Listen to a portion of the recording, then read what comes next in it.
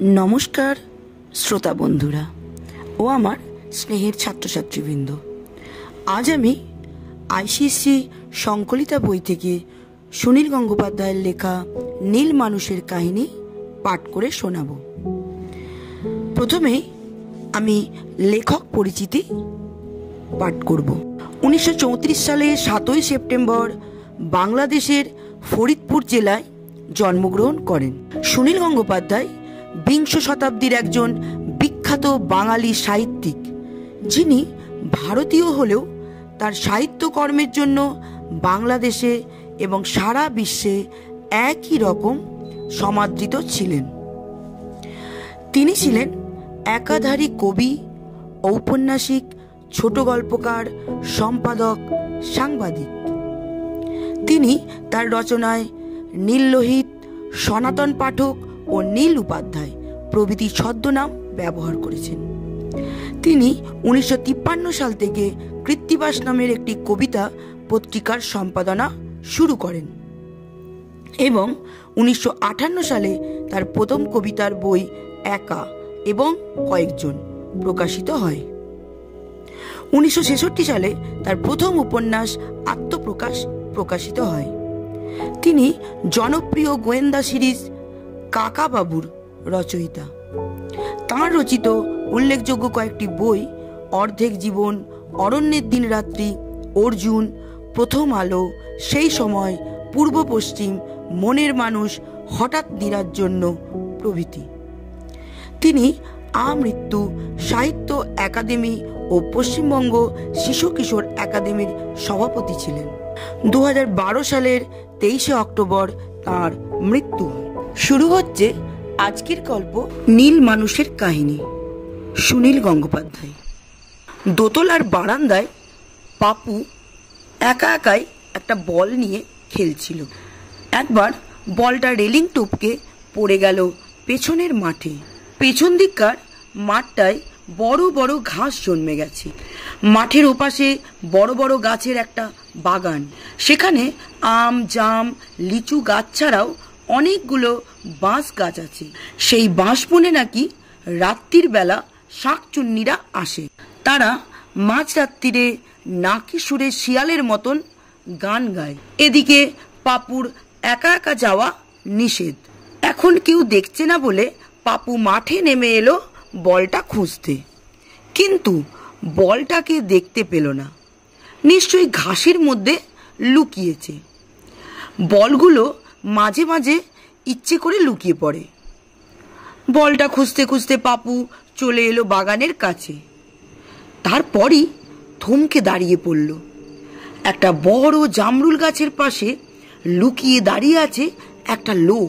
এক দৃষ্টিতে তাকিয়ে আছে তাদের বাড়ির দিকে। পাপু প্রথমে ভেবেছিল নিশ্চয়ই লোকটা চোর। তারপরই মনে হলো চোর নয়, একটা দৈত্য কিংবা বক রাক্ষস।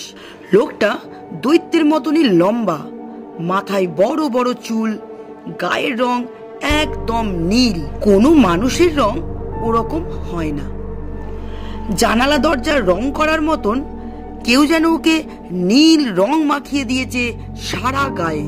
পাপু পেছন ফিরে দৌড়ে পালাতে যেতেই লোকটা তার নাম ধরে ডাকলো, পাপু শোনো। তাতে পাপু আরো ভয় পেয়ে গেল। দৈত্যটা তার নাম জানলো কি করে? নিশ্চয়ই এবার কপাত করে খেয়ে ফেলবে। পাপু কাঁদো কাঁদো হয়ে বলল, আমি আর করব না, আমি আর কোনো দিন দুষ্টুমি করব না, আমাকে মেরো না। লোকটা বলল, না, তোমাকে মারবো না, তোমার দিদিকে একবার ডেকে দিতে পারো? পাপু বলল, এক্ষুনি ডেকে দিচ্ছি, আমাকে ছেড়ে দাও। লোকটা বলল, আমি তো তোমাকে ধরে রাখিনি, তুমি ভয় পেও না। পাপু তক্ষুনি বাড়ির দিকে দৌড়লো। ঘাসে পা জড়িয়ে পড়ে গেল একবার, উঠে আবার ছুটল। বারান্দায় উঠেই পাপুর সাহস ফিরে এলো। সে তখন বাগানের দিকে তাকিয়ে দৈত্যটার উদ্দেশ্যে বলল, এক লাথি। দিদিকে ডেকে দেব না ছাই দেব? ভূত আমার পুত, পেতনি আমার ঝি, রাম লক্ষণ বুকে আছে, করবি আমার কি? পাপুর দিদি চিত্রা একতলাতেই ছিল। সে বলল, এই পাপু, তুই কার সঙ্গে কথা বলছিস? পাপু বলল, দেখো না দিদি, ওইখানে একটা দৈত্য দাঁড়িয়ে আছে। চিত্রা হেসে ফেলল। পাপুটা দারুণ গুলবাজ, কত জিনিস যে বানিয়ে বানিয়ে বলে। চিত্রা বলল, তুই বুঝি দৈত্যকে লাথি মারছিস? দিদি, দৈত্যটা তোমাকে ডাকছে। কেন? আমাকে দৈত্যের কি দরকার পড়ল? ওই দেখো না, দৈত্য হাতছানি দিচ্ছে। পাপু জিভ ভেঙিয়ে দিল। চিত্রা তখন বারান্দায় এসে দাঁড়াতেই পাপু আবার দারুণ উৎসাহে বলল, ওই দেখো, দেখতে পাচ্ছ বড় জামরুল গাছটার পাশে? চিত্রার মনে হলো কে যেন গাছের পাশ থেকে সরে গেল। সে তখন চেঁচিয়ে বলল, কে কে ওখানে? সবেমাত্র সন্ধে হয়েছে একটু একটু, এখনো আকাশের আলো যায়নি। এক্ষুনি কি আর চোর আসতে পারে? চিত্রা সাহস করে নেমে এলো মাঠে। আবার জিজ্ঞেস করলো, কে? পাপু বলল, দিদি যেও না, সত্যি সত্যি দৈত্য। তখন বাগানের মধ্য থেকে কেউ একজন ডাকলো, চিত্রা শোনো। চিত্রা একেবারে কেঁপে উঠল। কি গম্ভীর গলার আওয়াজ, যেন হাড়ির মধ্য থেকে কথা বলছে। কিন্তু কে তার নাম ধরে ডাকছে? সে আবার বলল, কে ওখানে? এবার জামরুল গাছের আড়াল থেকে লোকটা বেরিয়ে এলো। সেই বিশাল চেহারা আর অদ্ভুত নীল রং দেখে চিত্রা পাপুর থেকেও বেশি ভয় পেয়ে গেল। গলার আওয়াজ বন্ধ হয়ে গেল প্রায়। কোনো ক্রমে বলল, ওমা ওমা ওমা গো! পেছন ফিরে দৌড়তে গিয়েই অজ্ঞান হয়ে পড়ে গেল চিত্রা। বাগান থেকে বেরিয়ে এসে লোকটা বলল, চিত্রা ভয় পেও না, আমি রণজয়। দূর থেকে পাপু তখন চেঁচাচ্ছে, ওমা এসো, বাবা এসো, ছোট কাকা এসো, দিদিকে দৈত্য ধরে নিয়ে যাচ্ছে, বিরাট দৈত্য। লোকটা নিচু হয়ে কয়েকবার ডাকলো, চিত্রা চিত্রা। চিত্রা সত্যিই অজ্ঞান। সে তখন চিত্রাকে পাঁজা কোলা করে তুলে নিয়ে গেল বাগানের মধ্যে। পাপুর চিৎকারে ছুটে এলো চিত্রার মা আর ছোট কাকা। ছোট কাকা এক ধমক দিয়ে বলল, কি পাগলের মতন চেঁচাচ্ছিস? পাপু লাফাতে লাফাতে বলল, দিদিকে ধরে নিয়ে গেছে ওই বাগানের মধ্যে, শিগগির।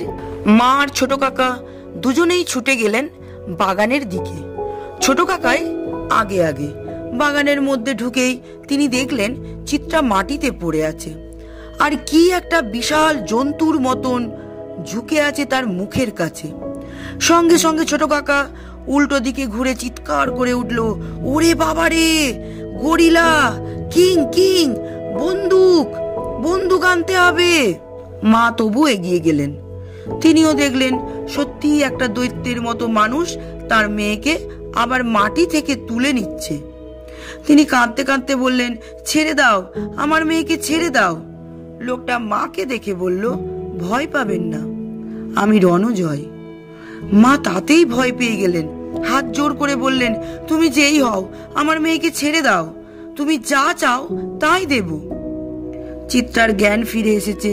সে মা মা করে ডেকে উঠল। তারপর লোকটার হাতে কামড়ে দিতেই লোকটা ছেড়ে দিল তাকে। এর মধ্যে ছোট কাকা চেঁচামেচি করে আরো অনেক লোক জুটিয়েছে। লাঠি, দা, শাবল নিয়ে 10-12 জন লোক তেড়ে এলো বাগানের মধ্যে। দৈত্যের মতন লোকটা দাঁড়িয়েই ছিল। প্রথম একজন তার গায়ে লাঠির বাড়ি মারতেই সে লাঠি কানা কেড়ে নিয়ে দেশলাই কাঠির মতন পট করে ভেঙে ফেলল। তারপর দৌড়তে লাগলো পেছন ফিরে। অন্যেরা তাড়া করে গেল, কিন্তু অত বড় লোকটার সঙ্গে দৌড়ে কেউ পারে না। বাগানের পর অনেকটা জলা জায়গা, তারপর জঙ্গল। লোকটা ছপ করে জলাভূমির মধ্যে দিয়ে দৌড়ে প্রায় চোখের নিমেষে ঢুকে গেল জঙ্গলের মধ্যে। সে পর্যন্ত আর যাবার সাহস হলো না কারুর। নিশানপুর গ্রামে দারুণ একটা উত্তেজনা পড়ে গেল। তারা স্বচক্ষে একটা দৈত্য দেখেছে। কত রকম গল্প তৈরি হতে লাগলো তাকে নিয়ে।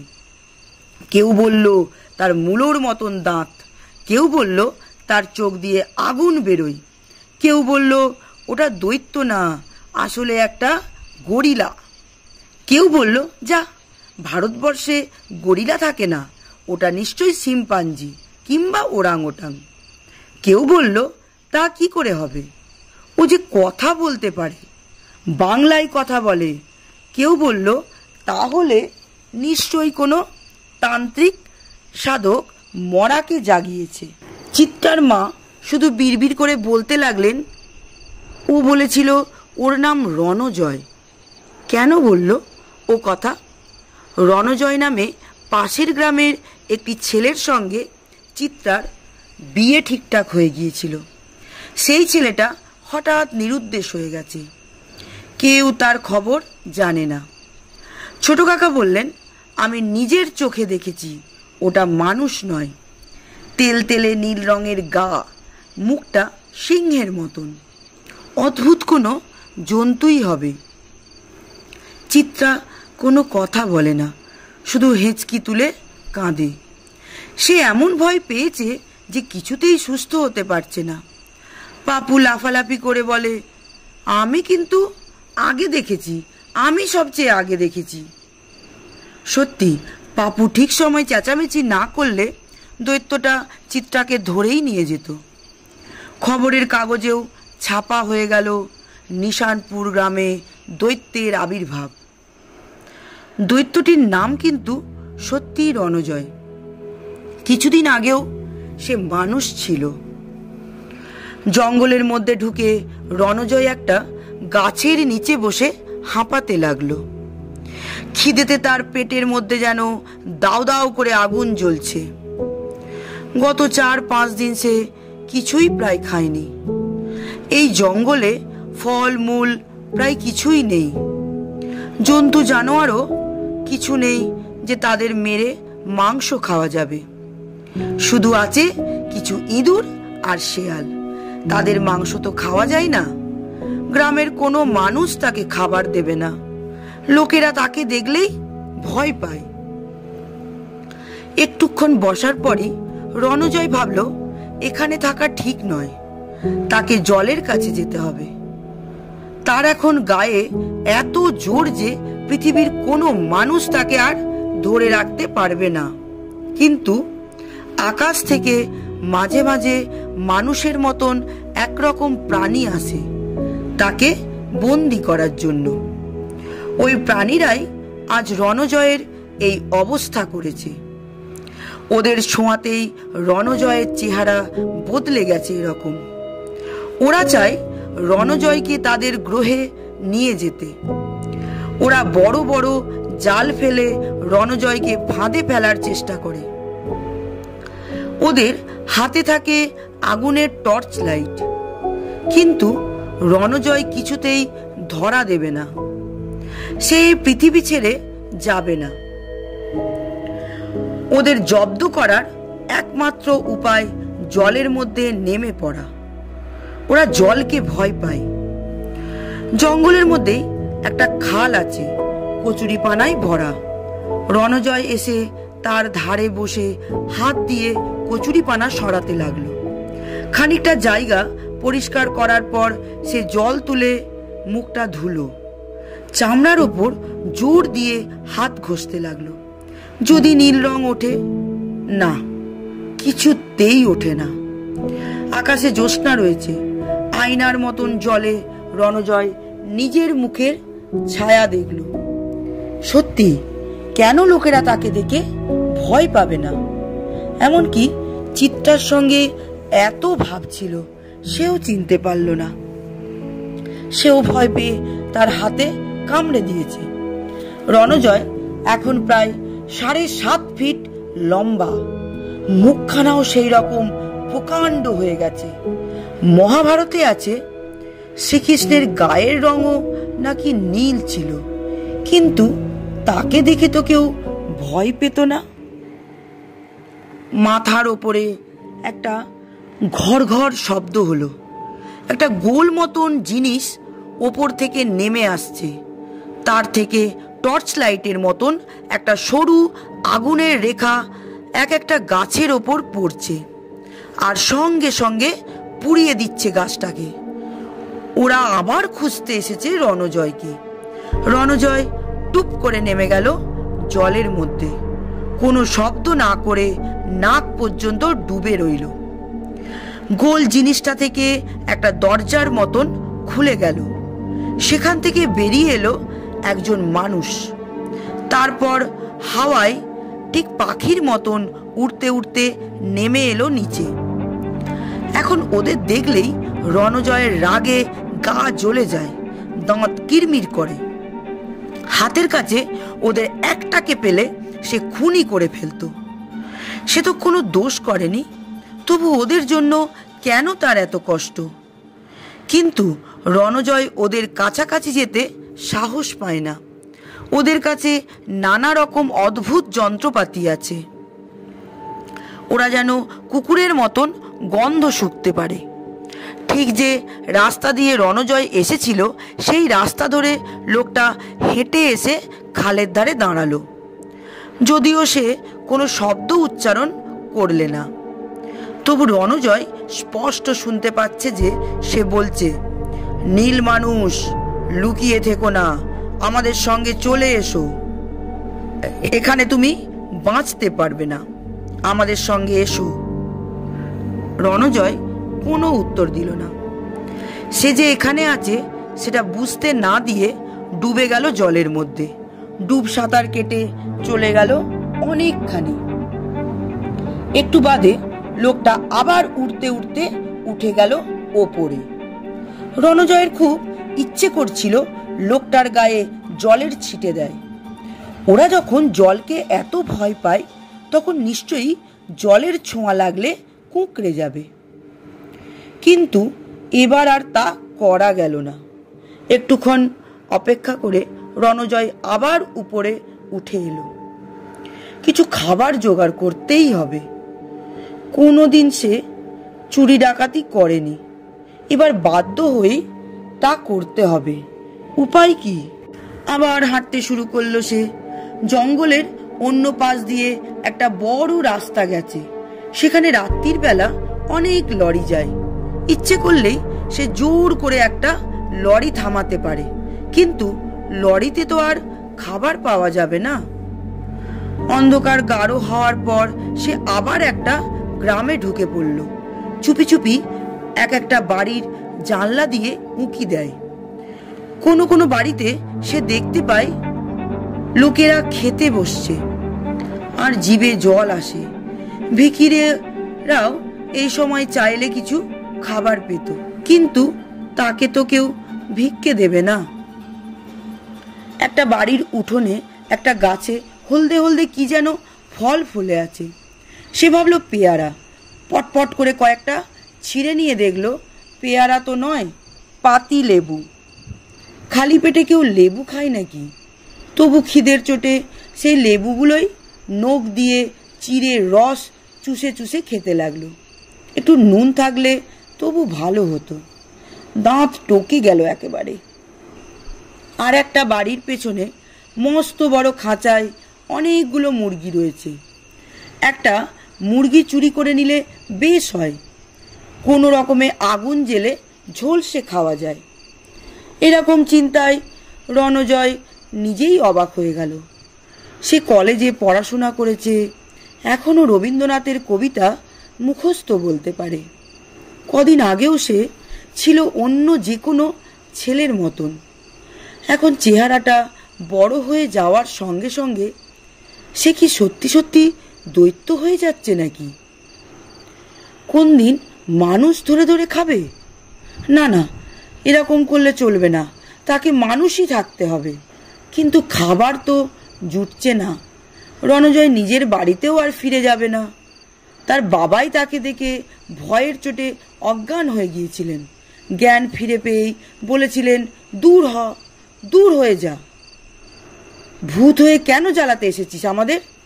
সে যতই বলেছিল আমি ভূত নই, কেউ বিশ্বাস করে না। তার গলার আওয়াজও বদলে গেছে। ঘুরতে ঘুরতে রণজয় দেখল একটা বাড়ির দরজায় বাইরে থেকে তালা বন্ধ, ভেতরটা অন্ধকার। রণজয় তালাটা ধরে একটু চাপ দিতেই মট করে তালাটা ভেঙে গেল। দরজা ঠেলে মাথা নিচু করে ভেতরে ঢুকলো। বাড়ির সামনে একটা বড় উঠোন, চারদিকে দেওয়াল ঘেরা। রণজয় সেটার ভেতরে ঢুকতেই একটা কুকুর ঘেউ ঘেউ করে তাড়া করে এলো। কুকুরটা কাছে আসতেই রণজয় সেটার 4 পা ধরে ছুঁড়ে দিল পাঁচিলের বাইরে। বাইরে পড়ে কুকুরটা কেই কেই করতে করতে দূরে পালিয়ে গেল, খুব ভয় পেয়ে। বাড়িতে আর কোনো মানুষজন নেই। রণজয় খুঁজতে লাগলো রান্নাঘর। রান্নাঘরে খাবার দাবার কিছুই নেই। কয়েকটা আলু আর পেঁয়াজ রয়েছে একটা ঝুড়িতে, আর কয়েকটা হাঁড়ি কুড়ি ঘেটে চাল আর ডালও পাওয়া গেল। রণজয় ঠিক করলো সে রান্না করেই খাবে। উনুনের পাশে দেশলাই রয়েছে। রণজয় উনুন ধরিয়ে ফেললো খানিকটা চেষ্টা করে। রান্না টান্না সে কখনো করেনি, কিন্তু খিচুড়ি তো সবাই রাঁধতে পারে। একটা হাঁড়িতে অনেকখানি জল নিয়ে তার মধ্যে বেশ খানিকটা করে চাল আর ডাল ঢেলে দিল। এবার তো আপনা আপনি খিচুড়ি হয়ে যাবে। কয়েকটা আলু আর পেঁয়াজও ছেড়ে দিল তার মধ্যে। নুনও আছে, দিব্যি খাওয়া জমবে। সব শুদ্ধ উনুনে চাপিয়ে দিয়ে রণজয় ব্যগ্র হয়ে বসে রইল। কতক্ষণে রান্না হবে সে আর ধৈর্য ধরে থাকতে পারছে না। প্রতিটি মিনিট মনে হচ্ছে 1 ঘন্টা। সামনে বসে থাকলে আরও বেশি খিদে পায়। সে রান্নাঘর ছেড়ে উঠে এলো, অন্য একটা ঘরে এসে শুয়ে পড়ল খাটের ওপর। উফ, কতদিন পর সে খাট বিছানায় শুচ্ছে। ঘুমিয়ে পড়লে চলবে না, খিচুড়ি যদি পুড়ে যায়। তাছাড়া খিচুড়ি খেয়েই তাকে বেরিয়ে পড়তে হবে। বাড়ির লোকেরা যে কোনো সময় ফিরে আসতে পারে। ভোরের আলো ফুটবার আগেই তাকে পালাতে হবে জঙ্গলে। রণজয় একটুক্ষণ মাত্র শুয়েছিল। তারপরে খুটখাট শব্দ হলো বাইরে। এই রে, বাড়ির লোকেরা ফিরে এসেছে। রণজয় বাইরে বেরিয়ে পাঁচিল টপকে পালিয়ে যেতে পারে, কিন্তু খিচুড়ি খাওয়া হবে না। বাড়ির লোকেরা রান্নাঘরে আপনা আপনি খিচুড়ি রান্না হতে দেখে কি অবাক হবে। ফিসফিস করে কারা যেন কথা বলছে। রণজয় দেওয়াল ঘেঁষে দাঁড়ালো। সরু একটা টর্চের আলো পড়ল ঘরের মধ্যে। এই রে, অন্য গ্রহের অধিবাসীরা কি এখানেও রণজয়কে খুঁজতে এসেছে নাকি? রণজয় ঠিক করলো তাহলে দরজার খিলটা খুলে নিয়ে ওদের মাথা ফাটিয়ে দেবে। কিছুতেই ধরা দেবে না সে। দুটো লোক ঘরের মধ্যে ঢুকলো। অন্য গ্রহের লোক নয়, তারা মানুষ, দেখলেই বোঝা যায়। এ বাড়ির লোক নয়, চুরি করতে এসেছে। মাঝখানে আর একটা দরজা খোলা ছিল। রণজয় সেটা দিয়ে পাশের ঘরে চলে গেল। দাঁড়িয়ে রইল অন্ধকারে। লোক দুটো সারা ঘরে আলো ফেলে দেখে নিল আগে। তারপর দেওয়াল আলমারির তালা ভাঙতে লাগলো। বাড়িটা খুব একটা বড় লোক কারুর নয়, সাধারণ বাড়ি। চোর দুটো তাদেরই সর্বনাশ করতে এসেছে। আগে চোরের কথা শুনলে রণজয়ের ভয় করত, এখন মজা লাগছে খুব। আলমারি থেকে কি যেন ঝনঝন করে নিচে পড়ল। চোর দুটো ফিসফাস করে যাচ্ছে। খানিকটা বাদে একটা চোর এদিকে উঠে এলো। মাঝখানের দরজাটার পাশ দিয়ে যেতেই রণজয় লম্বা হাত বাড়িয়ে চোরটার ঘাড় ধরে তুলে নিয়ে এলো। সে কোনো রকম শব্দ করার আগেই রণজয় চেপে ধরল তার মুখ। এ ঘরেও বিছানা পাতা ছিল। একটা বালিশের তোয়ালে দিয়ে ওর মুখটা বেঁধে ফেললো। তারপর চাদর দিয়ে হাত পা বাঁধলো ভালো করে। এবার সে লোকটাকে কাঁধে নিয়ে পা টিপে টিপে বেরিয়ে এলো উঠোনে। বাইরে চাঁদের আলোয় রণজয়ের চেহারা দেখে চোরটার যেন চোখ ঠিকরে বেরিয়ে আসতে চাইল, কিন্তু কোনো শব্দ করতে পারছে না। তাকে মাটিতে শুইয়ে রেখে রণজয় আবার ফিরে এলো ভেতরে। বাকি চোরটা মন দিয়ে চুরি করে যাচ্ছে। আলমারি থেকে অনেকগুলো স্টিলের থালা বাসন থলিতে ভরেছে। একটা ছোট লোহার বাক্স নিয়ে নাড়াচাড়া করছে। এখন সেটা কিছুতেই খুলতে পারছে না। রণজয় ঠিক চোরটার পেছনে গিয়ে হাঁটু গেড়ে বসে পড়ল।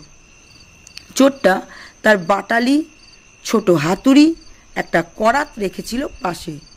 রণজয় টুকটাক করে এক একটা সরিয়ে নিচ্ছে। লোকটা করাতটা খোঁজার জন্য পাশে হাত দিয়ে পেল না। খুব অবাক হয়ে বলল, আরে, তারপরও হাতুড়িটাও পেল না।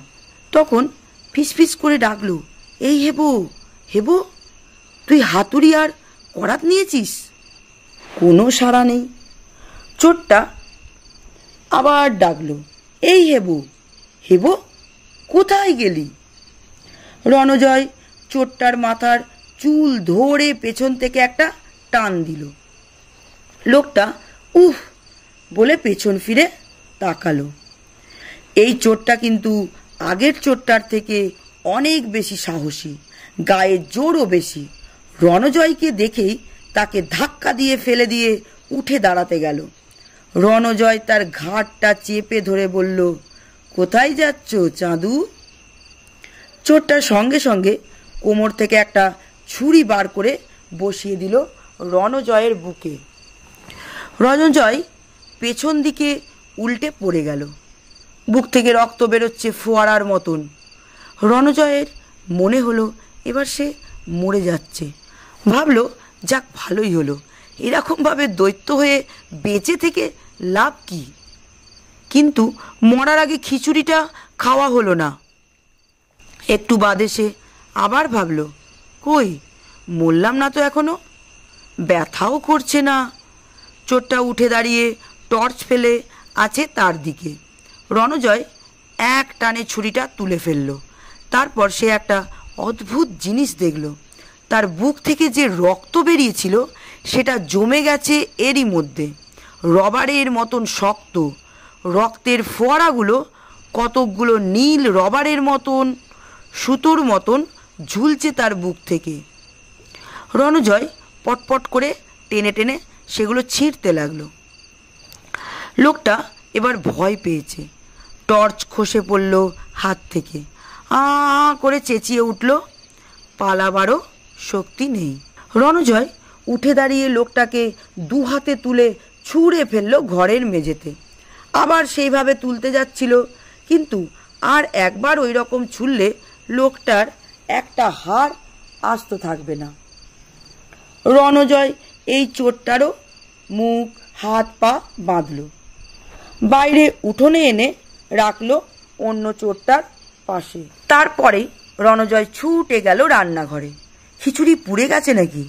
না, পোড়েনি, সবে মাত্র ফুটে উঠেছে। তাড়াতাড়ি হাঁড়িটা উনুন থেকে নামিয়ে ফেললো। আর থালা টালাই ঢালা হলো না। হাঁড়ি থেকেই সেই গরম গরম খিচুড়ি খেয়ে ফেললো সবটা। নিজের হাতের রান্না তো অপূর্ব স্বাদ লাগলো। পেট ভর্তি হওয়ায় বেশ তৃপ্তি করে ঢেকুর তুলল একবার। বাইরে বেরিয়ে এসে চোর দুটোকে একটা সরল রেখার মতন লম্বা করে সাজিয়ে দিল উঠোনে। বাড়ির লোকজন ফিরে এলেই যাতে দেখতে পায়। চোর দুটো এক একবার রণজয়ের দিকে তাকাচ্ছে আর ভয়ে চোখ বুজছে।